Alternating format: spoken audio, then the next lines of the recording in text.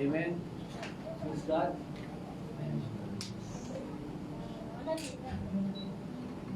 Glory to the living God. Hallelujah. Good evening, brothers and sisters. How are you? How's the past week? How's the past days, mga kapatid? Kumusta po ang bawat isa? How's your heart? Kumusta po? And before we start, do you still remember the last topic or the previous topic? Last Wednesday. Do you still remember? Run the race. Run the race is now we need to finish the race. Not only to run the race, but also we need to finish the race that already set before us. Amen, mga kapatid. And you know, brothers and sisters, nowadays life is very challenging. It's difficult, it's unfair. Sometimes we face difficulties that sometimes we think that God already forsaken us, that God already left us while we are running. Amen.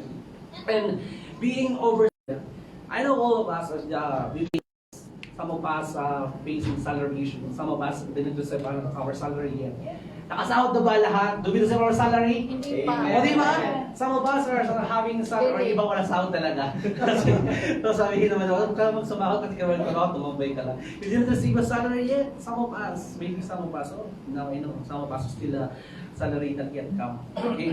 And some of us worried about the financial stability for the future. We're not yet secure. You're already secured, you have how much you save now. How many, how much the current bank account, how much? Do you think it's sufficient, it's enough for the entire living? Sometimes we have, and we do not know what the future ahead. And some of us, we have a health problem, or even our family, or our relatives, our friends, there's a heart health problem. And some of us have a broken relationship. I mean, it's not about being a couple. Sometimes we have friends that hate us, our brothers or other sister, our mothers, a broken relationship. So sometimes it's difficult for us to deal with. And sometimes we have a company issue or we have a company problems or mga problema sa kumpanya. And you think sometimes inside the company that you think you are left behind, and all of them are the favorite of your boss. Lagi galit sa yung boss mo. That's what you think, that your manager is always angry with you. Amen. And sometimes there's a lot of conflicts, many things in our life. And this is different kind and various of trials. However, God wants to remind us tonight on how to deal with it and how are we going to finish our race. Amen. How are we going to finish? All of us have different problems, different trials in life, and tonight God will remind us on how we will overcome, on how we are going to conquer the kind of problem, because we need to finish the race. Not only to finish the race, but also to receive the prize for this. Amen, kapatid. So kahit po gaano po kahirap ang sitwasyon, no matter how hard or how difficult the situation right now, God has a plan, a better plan for you for the future. So keep on going, keep on fighting, keep on running, and you need to finish the race, mga kapatid. Amen. And basahin po natin yung scripture. And ang ating pong scripture matatagpuan sa Hebrews chapter 12 verse 1. It says that, therefore let us also, seeing we are surrounded by so great a cloud of witnesses, lay aside every weight and sin which so easily entangles us, and let us run with patience the race that is set before us. That was in Hebrews chapter 12 verse 1. Let me translate ng Tagalog, mga kapatid, para sa mga babae natin dyan. Kaya nga, dahil napapaligiran tayo ng napakaraming saksi, talikuran natin ang mga kasalanan at anumang bumabalakid na bumipigil sa atin, upang sa atin buong tiyaga tayong tumakbo sa paligsahan ating sinalihan. Let us bow our head and let us pray. Lord, we know that all scriptures, Panginoon, there's a power to change life. That all scriptures, Panginoon, may kapangyarihan na humipo sa aming mga puso.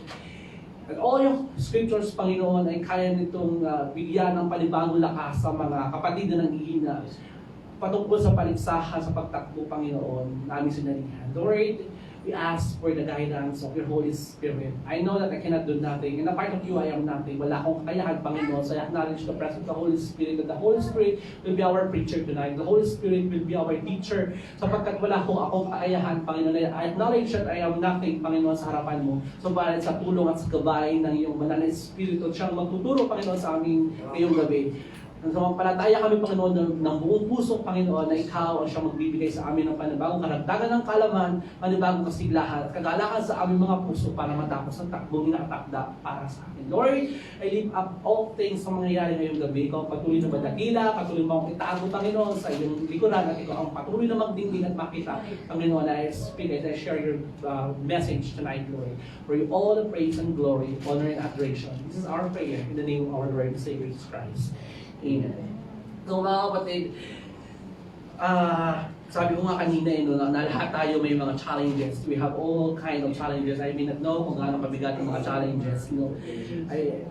How heavy or how hard, how difficult your problem. I may not know. Only you and God knows the problem that we're encountering right now or the situation that we have right now.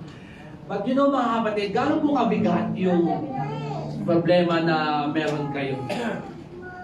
Ano ba ang bigat niyan para hindi tayo magpatuloy kay Lord? Sinasabi sa mga umate ng gawain. Sabi niya rito, therefore my dear brothers and sisters, stand firm and let nothing move you. Always give yourself fully to the work of the Lord, knowing that your labor in Him is not in vain. Kung tayo po ay tatakbo, if we are going to run a race, always give ourselves fully to the work of the Lord. Not only 50%, not only 75% of what we can do, but give fully to the Lord. Ibigay na po natin lahat. Why? Because your work in the Lord is not in vain. Maaaring sa'yo, nahihirapan ka o lahat naman tayo nahihirapan. We are all facing different kind of trials. And this is sometimes nakakulugmok po talaga.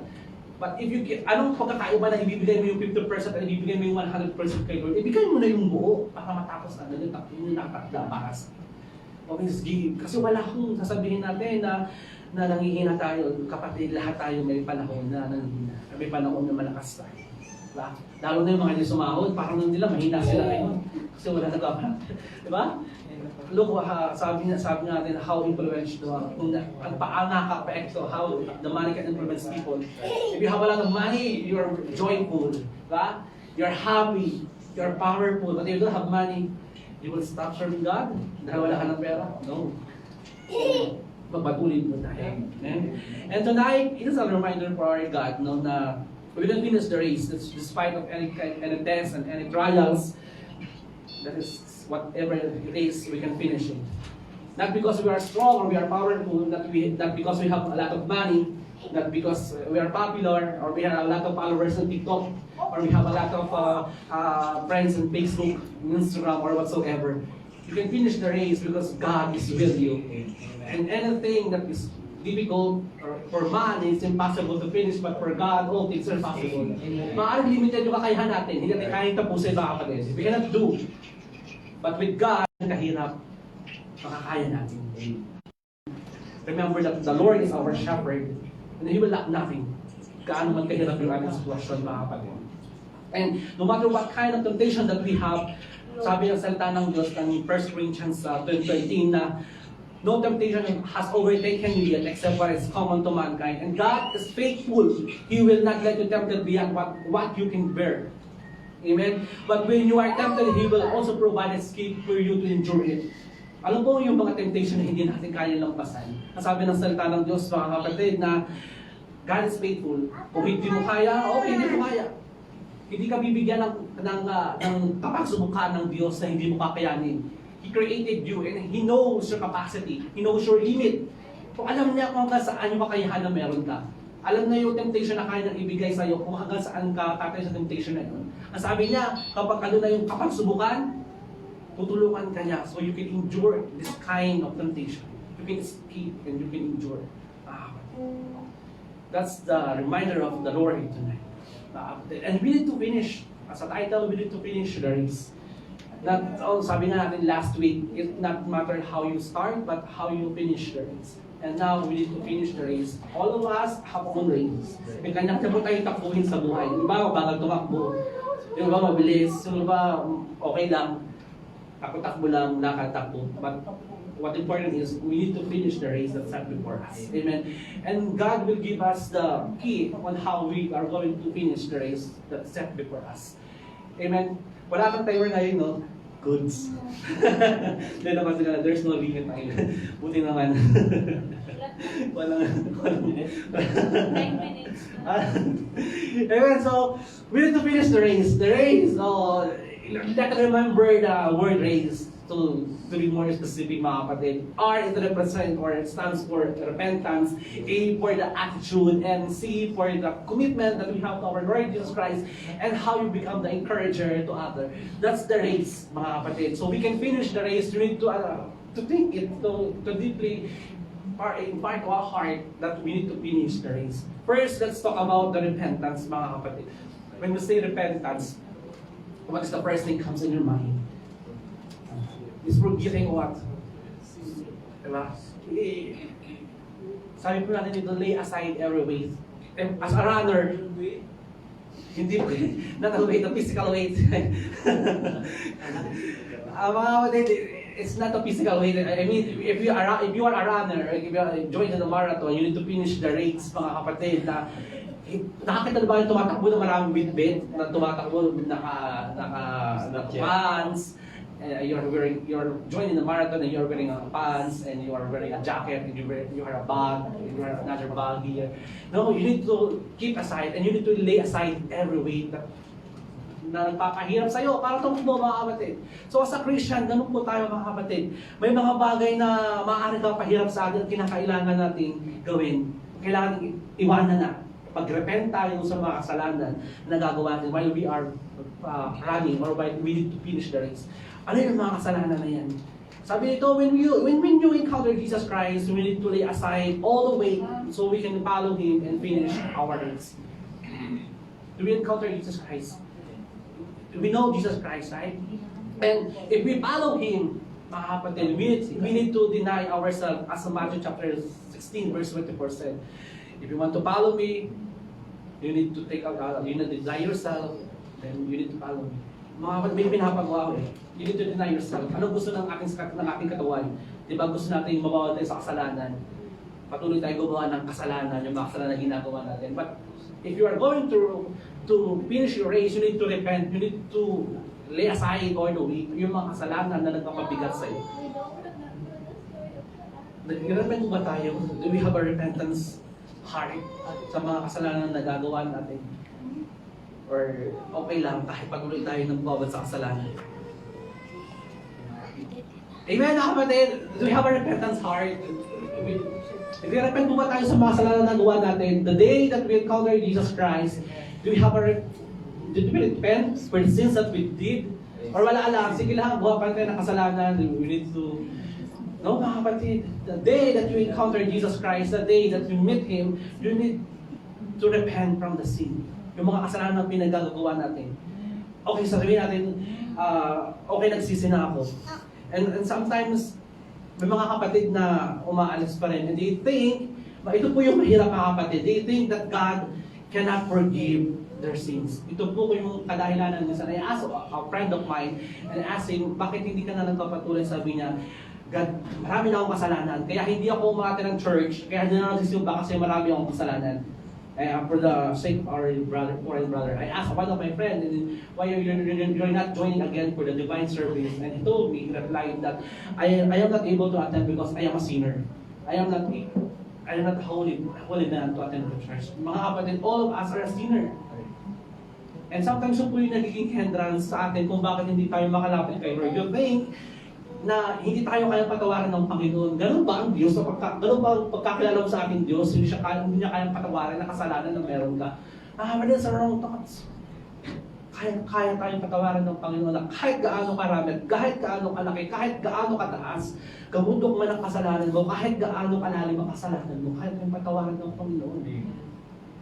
Kaya tayong patawarin. In Hebrews chapter 10 verse 17, he said that their sins and lawless acts I will remember no more.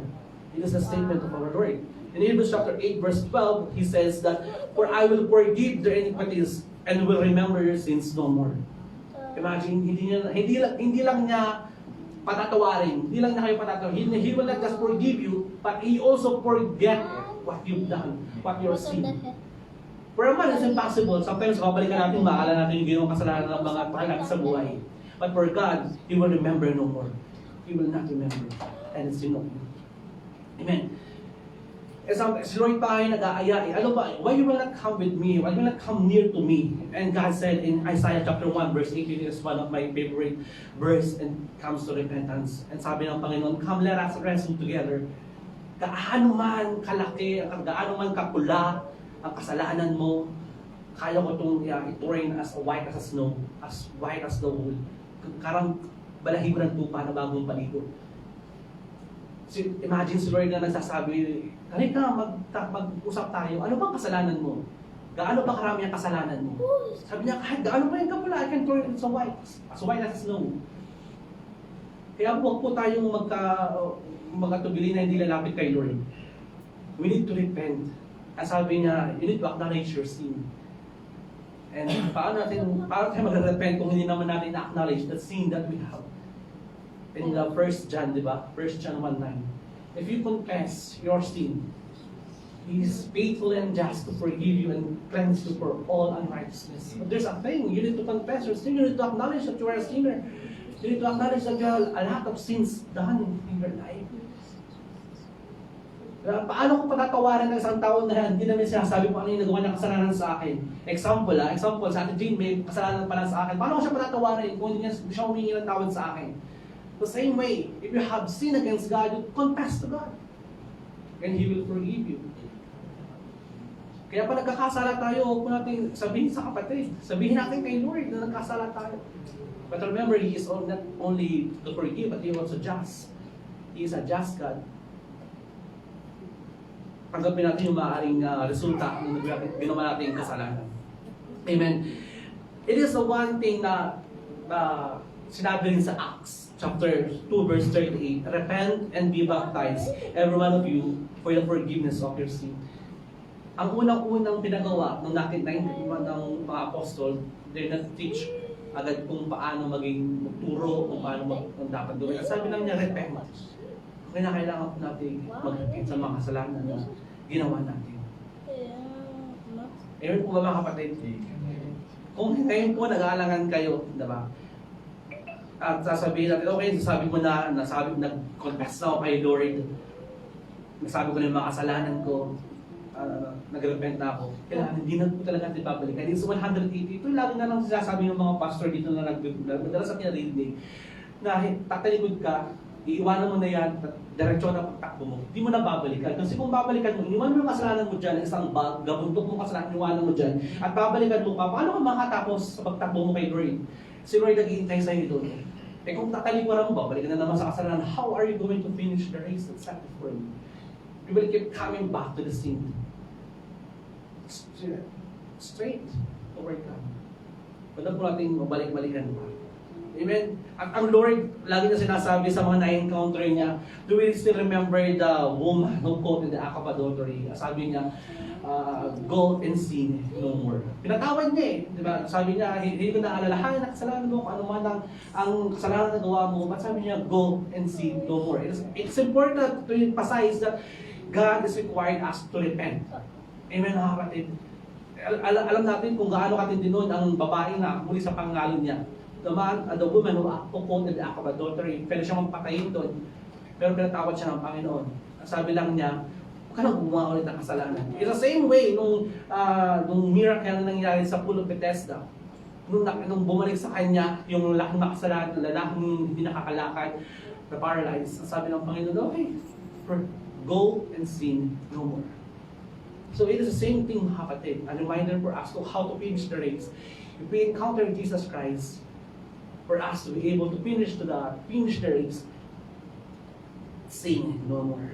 Repent for the sin. Even mga kapatid, parang tulala, parang may mga kasalanan. May kasalanan. Wala po may kasalanan. Kaya ba tayo patawaran ng Lord? Mga kapatid, huwag kayo matakot. Hindi wala, makahabot natin to with the help of our Lord, mga kapatid. Maybe, mahirap pa, diba? Yung pagkakataon gusto nyo bumalik. Pero kaya natin to with the help of the Lord. Amen? Mga kapatid. And sabi nga natin kanina ay attitude. Sabi ito, in the scene that Israel angels us. Ito yung, if you encounter Jesus Christ and you turn to repentance, your attitude will definitely change. Amen? There's no, if you repent for the sin, syempre, good things will come. Diba? Ang sabi nga ng 2 Corinthians 5:17, therefore, if anyone is in Christ, he is a new creation. The old has gone and the new has come. So, this old creation is you, your bad character, your bad attitude is done, and the new creation, the creation with the Holy Spirit is come. When you have a new creation, you have a fruit of the Holy Spirit. Kung dati ang attitude ba hindi maganda, now you are full of good attitude. As Galatians chapter 2, verse 22 said, that, but the fruit of the Holy Spirit is love, joy, peace, patience, kindness, goodness, gentleness, faithfulness, and self-control. So, hindi na masama ang ugali, but the fruit of the Holy Spirit dwells in you. So all the good things, the good character of the Holy God is in you. So mababago po yung ating character. So once you encounter Jesus Christ, there changes. May nababago. Maaaring hindi mo napapansin by your own self. You cannot change yourself, but people will see that there's something changed in you. Your attitude change. Your character change. Hindi ko man nakikita eh. Pero yung mga tao nakapaligid sa akin dito, iba ka na. Na? Iba ka na kuya, hindi ka nakakain dati. Dati palang mura ka. Diba? Aminin natin, tayo dati, when we are not connected to Christ, ano-ano ang ating lumalabas sa ating mga bibig. And one of the bad character as the non-believer, masyadong may temper natin. Magagalitin tayo. Diba? But when I encounter Jesus Christ, one thing that changed in me, mga kapatid, andun yung patient. Kasi ayoko na I've been inviting those Satar brothers and makita nila na paano ako sasama sa iyo kung ikaw pala ay magagalitin. So I need to change, not because to please them, but because to show that I am the reflection of Jesus Christ. So sa attitude, kailangan makita po sa atin bilang, kasi parang baliwala mga kapatid, you are coming to the church every Wednesday or every Friday or every Thursday. Then after the divine service, wala din mangyayari. There's nothing changed. So how are you going to finish? How are you going to finish the race if there's nothing changed in your character, your attitude? Kailangan po na may nababago sa atin. Amen? Kaya po ba natin magbago? Amen. Kasi yun, no? Amen, ha? Yung mga nag-amen dyan, ha? Maybe mahirap na eh. Parang napilitan na. Kaya natin, by God's glory, we can change our character. Amen? Sabi dito, in 1 John chapter 3 verse 6, anyone who continues to live in Him will not sin. Kung talagang, if we are continue to live with Him, ibig sabihin, kung Him is Jesus Christ, if we are living in Christ, sabi niya, will not sin. Kung tayo po ay lumalakad o tumatakbo kasama ang ating Panginoong Jesus, we will not sin. So the attitude will change. Amen? But anyone who keeps on sinning does not know Him. Pero kung ikaw ay patuloy na gumagawa ng kasalanan, you didn't know Jesus Christ in your life, and you didn't understand who He is. Kapatid, malinaw po ba? Kung tayo po ay lumalakad kasama ang Panginoong Jesus, our character, our attitude will change. And we will not sin anymore. Because natatakot tayo kung walang kasalanan dahil sa paglalaman natin kung gaano kamahal ng Diyos. But if we still sinning, ibig sabihin, hindi po natin nauunawaan na kasama natin ang Diyos every day in our life. And we do not understand what He done, what He did last 2,000 years ago. Na binigay na yung buhay niya para sa iyo. For us to change. Maliwanag po mga kapatid. So, una, you need to repent. There's a repentance. And when you encounter Jesus Christ, you will set aside, you will lay down all sin that cling on you, and we need to change your character, your attitude, mga kapatid. Magkasunod po talaga yan. Kapag ka nag-repent ka, totally mo na yung mga kasalanan mo, talaga magkakameron ng changes o pagbabago po sa ating attitude. Amen? Doon na po tayo sa number 3. It is one of medyo mahirap, one of hard thing, no? It is to run with patience. Yung commitment natin kay Lord, mga mga kapatid? How's our commitment to our Lord? Run with patience and the race that's set before us. Kumusta po yung pagtakbo natin kay Lord? Yung paglapit natin sa Kanya? Mga kapatid, sabi po ng Matthew chapter 7 verse 30 to 40, for the gate is wide and the way is easy that leads to destruction, and those who enter by it are many. But the gate is narrow and the way is hard that leads to life, and those who find it are few. Tayo po bilang mga tumatakbo as we run toward God's, yung pong tinatakbuhan natin, maaaring maliit lang, narrow yung gate, at yung malaking gate, malapad, pero papunta sa destruction. Kumusta po yung commitment natin sa pagtakbo? Sabi dito, you need to run with patience. Are we running with patience? Matsaka kung ba tayong tumatakbo? Kumusta po mga kapatid, yung takbuhin natin? Ay, hindi po natatapos yung takbuhin natin every year, and then if you attend to divine service every Wednesday or every Friday, hindi po natatapos dun eh. Yung ating pong race, after the service, after what we heard, the message of the Lord, how are you going to apply? For you, kasi kailangan mo pakinggan yung salita ng Diyos, and how are you going to apply it after the service? After your lifestyle will change. Your commitment kay Lord, paano mo i-apply? Hindi lang po tayo nag-commit dito sa gawain, sa mga pastor o sa mga kapatid na nag-invite sa inyo. Your commitment is to the Lord.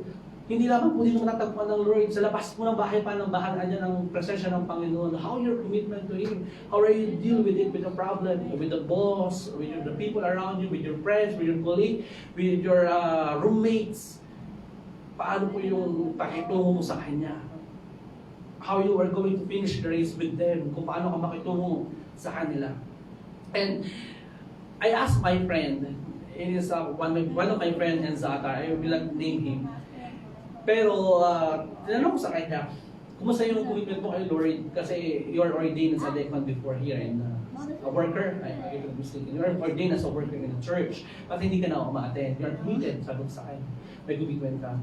And sabi niya sa akin na hindi lang po ako papatuloy. Hindi ko lang po kaya magpatuloy sa ngayon because I prayed and God did not answer what I prayed. Sabi niya, I am discouraged. Nawala siya ng pag-asa na magpatuloy. Kasi he prayed for a child. He go for the vacation for 75 years. 75 years. No, 75 days. Para sa Abraham daw. He go in Philippines for vacation for 75 days and he prayed that after this vacation, umaasa siya na for 75 days of day and night, magkakaroon siya ng baby. But God did not answer his prayer. And I asked him, why didn't, sabi niya, yun yung naging dahilan kasi God didn't answer what I prayed for. So I need to stop and make commitment. Stop. Mga kapatid, hirap, diba? Anong sasabi ko, pare-parehas tayo na may problema, kapatid, at hindi ko alam kung anong plano ng Lord. Siguro may plano ng Lord sa'yo, this is the right time. Sabi nga ng Santa na Diyos, the right time, God will make it happen. And maybe it's not the right time for you to have a child. But you need to continue. You have a commitment to finish the race. And all of us have a commitment to finish the race. And whatever the challenges, whatever the difficulties in life, walang susuko mga kapatid. Walang bibitaw kasi may kanya-kanya tayo eh. Maaaring sa iba, madali yun, sitwasyon na yun. Maaaring yun lang, hindi na nagkaanak, tumigil na. Pero sa kanya, deeply, medyo masakit yun. O maaaring sa inyo, may problema kayo na hindi na nakasahod, tumigil na. Maaaring sa iyo, madali yun, pero sa kanya may hirap yun. Mga kapatid, may kanya-kanya tayong dinidil kay Lord. May kanya-kanya tayong problema. But what matters most, we need to continue to finish the race. May commitment po tayo kay Lord. Ang sabi ko sa kanya, yung ba yung magiging dahilan? Ano ba yung pwede pang maging dahilan para tumigil tayo mag-serve kay Lord? Di ba? Si Abraham nga, di ba, ilang taon na bago nagkaan? May mga pagkakataon na ganyan. Pero kidding aside, mga kapatid, sabi ko sa kanya, you need to keep on praying. We need to keep on seeking the presence of the Lord. Worker kayo, magagawa ka ng simbahan. Diba? Hindi, alam ni Lord kung ano ang desire mo. Pero there's many plans in the man's heart and always God's will that prevail. Kahit minsan gusto natin hindi na kaparaan ng Diyos. May better plan ng Panginoon. Let the will of the Lord be done in our life. Amen po. Sabi ko sa kanya, and as encouragement po para sa atin, no? Do we still remember, do we still remember that story in the first Samuel, sa first chapter, yung story po ni Hannah and Elkanah, yung mag-asawa na hindi magkameron ng anak, related. Diba? Patuloy pa rin sila na naglilingkod sa Lord. They still continue serving God even hindi sila magkameron ng anak. Sana ganun din tayo mga kapatid. Despite of any problem that we encounter, we still continue to serve God. We still have this kind of commitment that we will serve God no matter what happens. And the story of Zechariah and Elizabeth, the mother and the parent of John the Baptist. You know the suffering of this woman na hindi siya magkameron ng anak. Despite of their problems, this couple still continue to serve God. At tingnan ninyo naman ang ibinigay ng Panginoon sa kanila. A mighty man of God. No. Sino naging anak ni Hannah at saka ni Elkanah? Prophet Samuel. Sino ang naging anak ni Elizabeth at saka ni Zechariah? John the Baptist. So sometimes God has a better plan. We are asking for a child, maybe higit pa doon ang ibibigay ng Lord. If we will continue to serve Him, if we will continue to seek His presence. Kaya yung mga nag-ahangad dyan ng anak,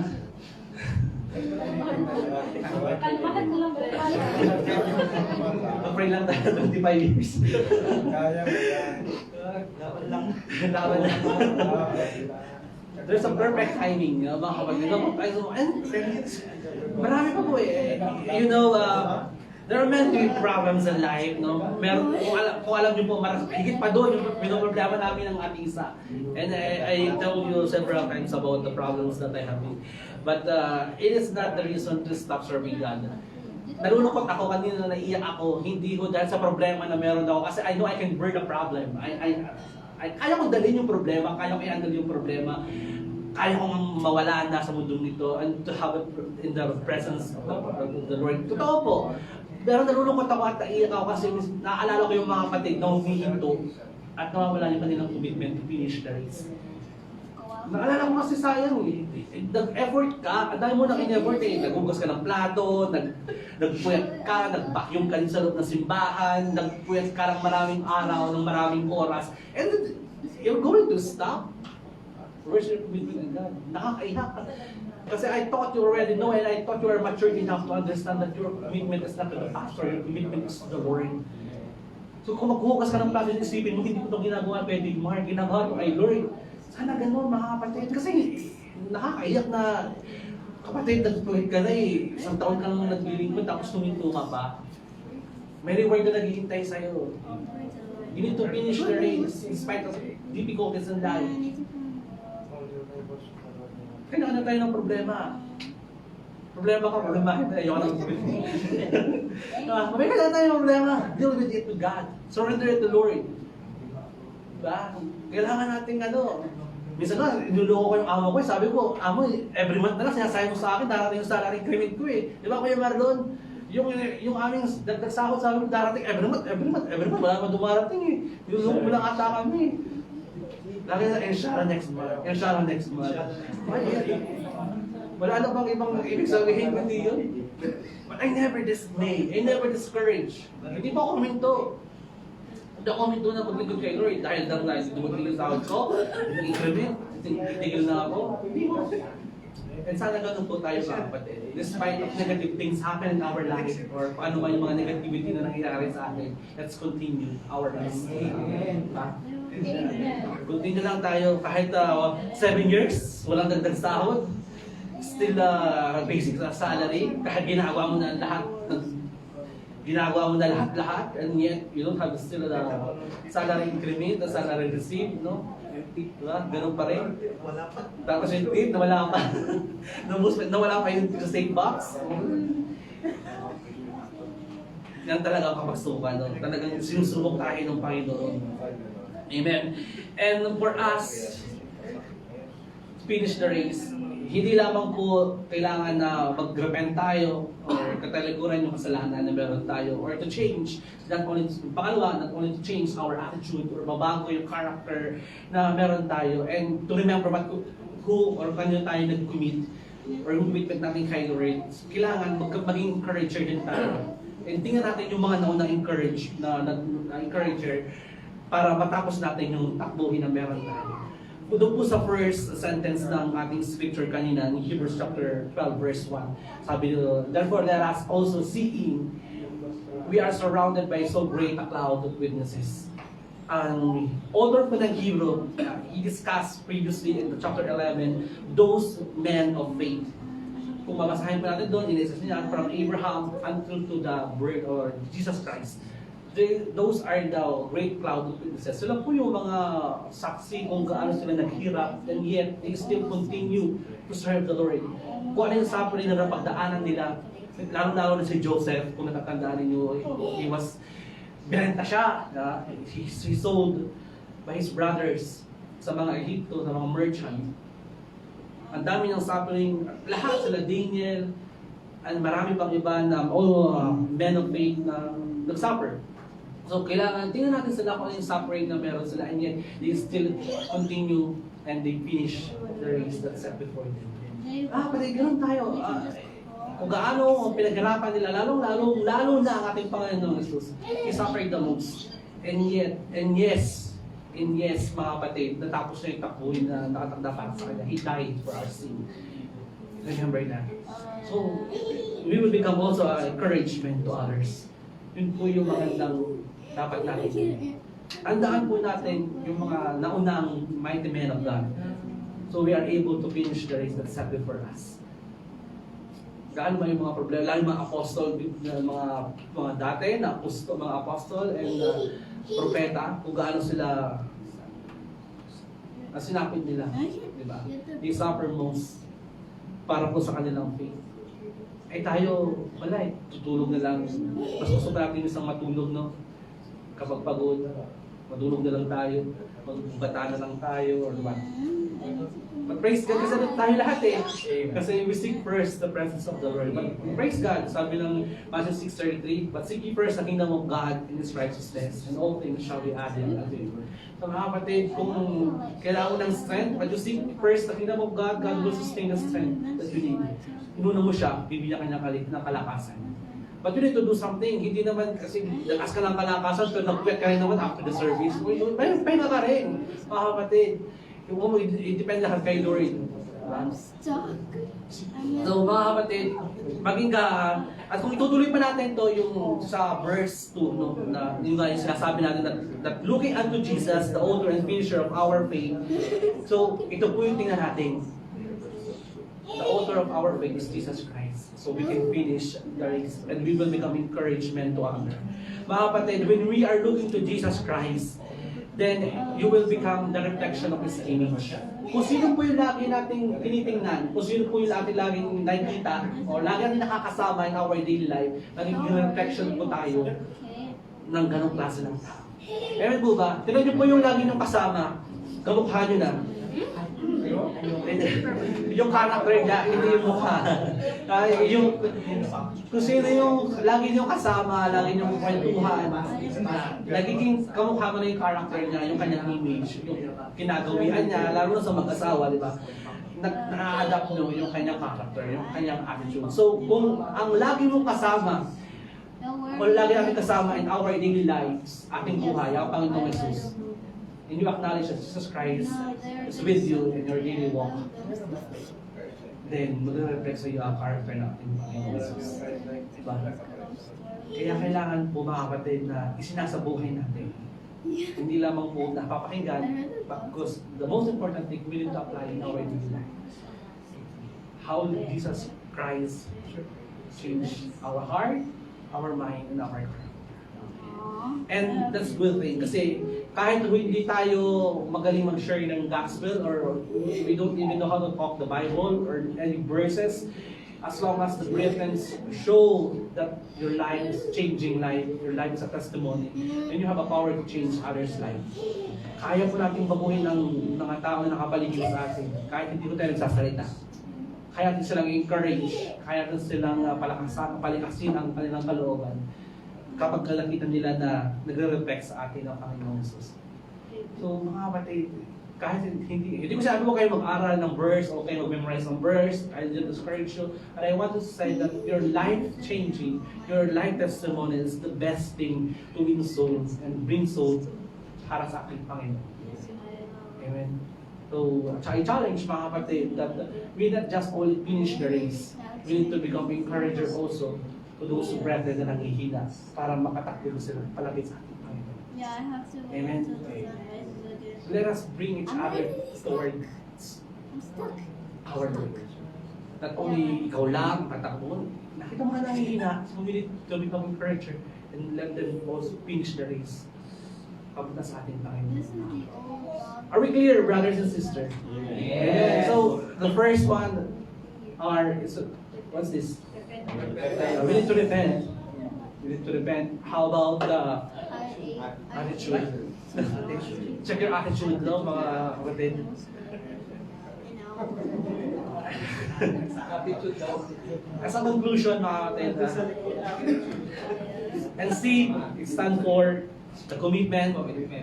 And the last one, encouraging. Be an encourager to others. Here are the lists that need to check so we can finish the race to God. That's already set before us. We need to check the repentance, our repenting hearts, the attitude, our commitment to our living God, and to become the encourager of your brethren. Sana po ay naturuan tayo ng ating Panginoon ngayong gabi, mga kapatid. Let us all stand and let us give the thanksgiving and praise the Lord. Hallelujah. Let us pray, mga kapatid. Tayo po ay sama-samang manalangin. Hallelujah. Lord Jesus, we thank you for this opportunity, for this night, that you will remind us, Panginoon, kung paano kami dapat tumakbo at paano namin matatapos the race that already set before us, Panginoon. Lord, maraming salamat sa mga kapagsubukan na pinagkaloob mo sa amin. Alam namin, O Diyos, na kung kailan kami mahina, kung kailan kami walang magagawa, at kung kailan kami walang kakayanan, Panginoon, doon kayo kumikilos, doon yung pinapakita ng dakilang kapangyarihan, Panginoon. Maraming salamat sapagkat ngayong gabi, Panginoon, muling napalakas sa aming pananampalataya, na gaano man kahirap, ang mga sitwasyon na aming pinagdadaanan, may mga problema man kami, Panginoon, patuloy kami na maglilingkod sa inyo and we will finish the race, Panginoon. Tulungan mo kami, Panginoon, sapagkat we acknowledge na hindi namin kayang tapusin ang takbuhin ito o hindi namin magagawa ang takbuhin ito na hindi ka namin kasama. Patuloy mo kaming samahan, Panginoon, patuloy mo kaming turuan kung paano mabago ang aming attitude, ang aming character, upang sa ganun, O Diyos, patuloy na maging kalakasan kami sa iba. Salamat, O Diyos, sa mga kapatid ko na patuloy na naglalaan ng kanilang oras at ng kanilang panahon sa kabila ng pagod at sa puyat, Panginoon, na kanilang nararanasan sa bawat araw. Patuloy na doon yung kanilang kagalakan na patuloy katagpuin sa gabing ito. Lord, you are faithful to your words, Panginoon, na ibabalik mo kalakasan na aming kakailanganin para sa panibagong araw at sa panibagong bukas, Panginoon. And we pray, Lord, na aming katawang ito, Panginoon, ay patuloy na magamit to serve you, Panginoon, to recognize our commitment, Panginoon. Panginoon, tulungan mo kami na hindi sumuko at tulungan mo kami, Panginoon, na hindi manghinawa, Panginoon, na maging kalakasan ka namin sa bawat araw, sa bawat kapagsumuka na aming pagdadaanan. Lord, patuloy mo kami bigkasin ng iyong pag-ibig, Lord. Patuloy mo kami pag-isahin ng iisang pag-ibig na nagkagaling lamang sa iyo. Unite us with the love that cannot be broken in the name of Jesus Christ, Panginoon. Kaano man po ang aming suliranin sa buhay, ano man po ang pinagdadaanan namin, Lord, mawala po ito, Panginoon, at ikaw po, Panginoon, ang makaalam sa mga problema ito, O Diyos. Salamat pa, minsan din, Panginoon, nais kong pasalamatan ang mga magagawa, Panginoon, sa congregation ito na patuloy na nagbibigay ng kanilang talento at napapagamit sa iyong utusan, Panginoon. Maalala nila, Panginoon, that the labor, Panginoon, na hindi na mawawala ng kabuluhan. And remind them, Panginoon, na meron silang reward once they finish the race, Panginoon. Ikaw, pag-reward sa kanila, Panginoon, at patuloy mo katagpuin na lahat ng kanilang pangangailangan. Pinagkakatiwala ko po, Panginoon, ang kanilang buhay, ang kanilang desire, Panginoon, ang kanilang naisin, at at lahat ng bagay, Panginoon, ay matutupad ayon sa iyong kalooban. Ikaw patuloy, Panginoon, ang palakas ng mga physical naming pangkatawan at lalong ikito, Diyos. Ang mga aral na amin narinig ngayong gabi ay patuloy namin may sa buhay. Patuloy namin itong malakaran, Panginoon. Magamit namin, Panginoon, sa mga oras at panahon na nanghihina kami spiritually, Lord. Maraming salamat sa gabi nitong Panginoon. We pray, Panginoon, na patuloy mo may sasamahan at patuloy mo kami na iingatan, Panginoon. And we will lack nothing in the name of Jesus Christ. Ikaw ang patuloy magpala sa bawat isa at pag-iingat. In the mighty name of our Lord and Savior Jesus Christ, we pray. Amen.